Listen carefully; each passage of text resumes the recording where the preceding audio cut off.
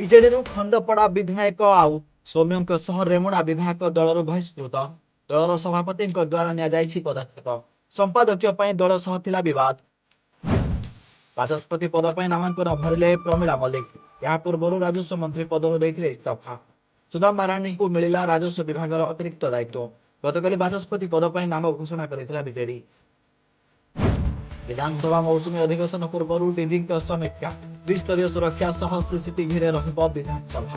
ମୁତୟନ ହେବେ 30 platoon police force. 6 ଅତିରିକ୍ତ ଡିସିପି ଓ 19 ଏସିପି ରଖିବେ ନଜର। ରାଜ୍ୟସଭାରେ ମହିଳା ସଂରକ୍ଷଣ ବିଲ୍ ଉପରେ ବିତର୍କ। ବିଲ୍ ଉପସ୍ଥାପନ କଲେ କେନ୍ଦ୍ର ଆଇନ ମନ୍ତ୍ରୀ ମେଘୱାଲ। ସେପଟେ ବିଜେଡି ପକ୍ଷରୁ 3 ଲାଇନ ହୁଇପ୍ ଜାରି। ଦଳୀୟ ସାଂସଦ ଉପସ୍ଥିତ ରହି ବିଲ୍କୁ କରିବେ ସମର୍ଥନ।